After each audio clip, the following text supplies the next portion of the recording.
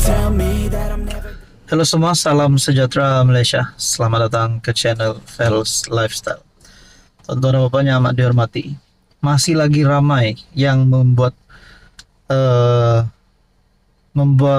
pemerhatian, analisis sendiri, membuat komen dan pandangan sendiri, persoalan sendiri selepas kekalahan Pakatan Harapan di Sungai Bakap. Walaupun kredit kepada Anwar kerana walaupun kalah, kerajaan negeri pimpinan di Pulau Pinang adalah DAP, iaitu daripada Pakatan Harapan. Dan saudara-saudara, ada yang mula menyalak kuat di media sosial. Mungkin penyokong-penyokong PN, mungkin penyokong-penyokong PAS, yang berkata kerajaan PH akan tumbang, yang menyimpulkan perkara itu setelah mereka menang di Dun Sungai Bakap. Ada yang kata kerajaan PN tidak lama lagi akan bangkit. PN akan menjadi kerajaan semula. Berkaitan dengan PN, untuk PN menjadi kerajaan semula, ini satu tulisan daripada Syahabuddin Husin pada 8 Julai. Kehilangan sokongan bukan Melayu. Beri laluan mudah PN ganti PH ambil alih kerajaan. Secara realiti, kejayaan PH mengetuai kerajaan bukanlah disebabkan parti itu menang secara mutlak dalam PRU15. PH hanya menang 82 kerusi parlimen, satu kedudukan yang masih jauh daripada angka paling minima 112 untuk membentuk kerajaan. Lantaran itu, hanya dengan kesediaan UMNO BN yang mempunyai 30 kerusi parlimen untuk memberi sokongan, kemudian diikuti datangnya sokongan dari Sabah dan Sarawak. Secara realiti, kejayaan PH meraih jumlah kemenangan 82 kerusi itu paling banyak berbanding semua gabungan lain. Daripada 31 kerusi PKR tersebut, sebahagiannya juga turut dipegang calon bukan Melayu. Dengan itu, PH boleh dikatakan gabungan yang amat bergantung kepada sokongan pengundi bukan Melayu.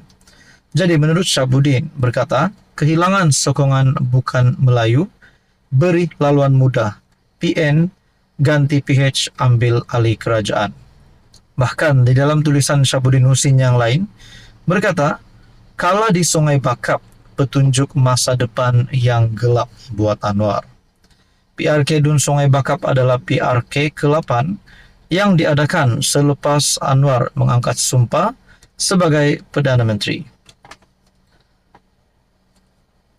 Sebelum ini, PRK telah berlangsung di Kuala Terengganu, Pulai, Simpang Jeram, Pelangai, Jepak, Kemaman, dan Kuala Kubu Baharu. Meskipun PRK Sungai Bakap adalah yang ke-8, tetapi ia merupakan yang pertama kali ditandingi oleh PKR, parti yang menerajui gabungan PH. Dalam konteks parti semenanjung yang membentuk kerajaan perpaduan, Amanah, DAP dan UMNO telah berjaya mengecapi kejayaan dalam PRK yang mereka sertai. Namun berbeza sekali buat PKR. Selain pertama kali menyertai PRK di Sungai Bakap, apa yang lebih malang ialah pengalaman pertama itu ditimpa dengan kekalahan. Sudahlah begitu, majoriti kekalahan yang diterima dalam PRK kali ini juga lebih besar berbanding PRN Pulau Pinang pada Ogos tahun lalu. Ikut logik, terutama kerana Sungai Bakap adalah tempat kelahiran Anwar, pengerusi PKR Pulau Pinang ialah Nurul Izzah, ahli parlimen Nibong Tebal terletaknya di Dun Sungai Bakap merupakan Menteri Pendidikan Fadlina Sidek, pengarah pilihan raya Rafizi Ramli, Menteri Ekonomi merangkap timbalan Presiden PKR, ditambah calon PH Dr. Johari adalah seorang yang berkelulusan tinggi. Hakikatnya tak masuk akal sama sekali kekalahan boleh menimpa. Selain itu, menteri-menteri turun berkempen termasuk TPM, Zahid, boleh dikata paling ramai sekali berbanding semua PRK yang lain. Jadi apa komen Anda berkaitan dengan isu ini? Sekian saja, teruskan bersama di dalam channel ini. Hai hello, salam sejahtera Malaysia. Tuan-tuan dan bapak yang amat dihormati, terima kasih kerana bersama di dalam channel ini dan terus setia. Ini satu kejutan daripada PMX berkaitan dengan peruntukan ahli parlimen. Mungkin ada yang mengecam PMX, memaki PMX. Bukan saja berkaitan dengan peruntukan MP, tetapi berkaitan dengan langkah tidak populer yang diambil oleh Anwar Ibrahim. Namun, seperti yang kita tahu, PMX mengambil keputusan ini demi kebaikan negara dan khususnya demi kebaikan rakyat. Berkaitan dengan peruntukan ini, kenyataan terkini ataupun keputusan terkini Perdana Menteri yang pasti menggemparkan seluruh kepimpinan politik. Tak payah sampai berlari untuk dapat peruntukan, kata PM. Perdana Menteri Anwar Ibrahim memberitahu usaha meluluskan peruntukan keuangan kepada ahli parlimen pembangkang tidaklah sesulit yang digambarkan mereka. Memberitahu Dewan Rakyat yang dia diserang dan didakwa zalim walaupun penjelasan mengenainya sudah dibuat berulang kali. Anwar berkata, amalan memberikan peruntukan sekata kepada pihak pembangkang memang menjadi amalan negara demokrasi. Apa yang berlaku ketika ini, kata ahli parlimen Tambun itu, ialah ia mesti dilakukan mengikut proses yang ada. Saya dah beri mandat penuh kepada timbalan Perdana Menteri kedua, Fadillah Yusof, untuk mengadakan perbincangan dan tak ada syarat mesti sokong Perdana Menteri sebelum dapat peruntukan. Tak ada syarat itu. Saya tak pernah kenalkan syarat itu, katanya.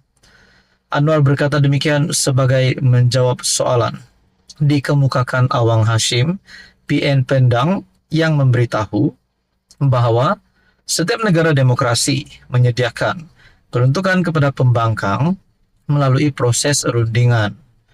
Anwar menambah, apa yang perlu dilakukan oleh pihak pembangkang ialah mengadakan rundingan sewajarnya. Dan ia pernah dilakukan PH semasa parti itu menjadi pembangkang sebelum ini. Kata Perdana Menteri ketika itu mereka mengadakan siri rundingan dengan Ismail Sabri Yaakob sebelum keputusan mengenainya dimuktamadkan. Jadi saya menyeru kepada YB Pendang, kalau boleh sampaikan kepada semua wakil parti dan segerakanlah perbincangan supaya hari ini isu ini tidak lagi jadi isu yang akan memanaskan suhu di Dewan. Tak payah berlari, berjoging, tak payah. Ini perlu runding saja, bincang saja, selesai, katanya. Walaupun tidak menyebut sebarang nama untuk rekod MP, Syed Abdurrahman baru-baru ini menarik perhatian ramai apabila melakukan larian sejauh kira-kira 200 km bagi membangkitkan isu peruntukan buat ahli parlimen pembangkang. Dia yang kini menjadi ahli parlimen bebas berjaya mengumpul dana yang disumbangkan orang ramai bernilai kira-kira 160.000. Di akhir larian tersebut pada 1 Julai, Syed Saddiq disambut oleh ahli parlimen pembangkang di Dewan Rakyat serta penyokong muda. Menanggapi isu tersebut, Fadillah pula enggan mengulas lanjut selain memberikan reaksi sinis apabila ditanya oleh media, tunggu saya berlari dahulu. Jadi saudara-saudara, rupanya nak dapatkan peruntukan bagi ahli parlimen pembangkang ini hanya perlu runding saja dengan TPM kedua yaitu Fadillah Yusof. Jadi mana ada isu kerajaan ataupun Anwar tidak mahu memberikan peruntukan kepada MP, tiada isu itu pun. Nak kata sokong PMX baru dapat peruntukan pun tak ada syarat itu menurut Anwar. Jadi kalau ada yang cuba untuk menyentuh isu ini, menggunakan isu ini menyerang PMX, mereka sebenarnya tak tahu malu. Jadi apa komen Anda? Sekian saja, teruskan bersama di dalam channel ini.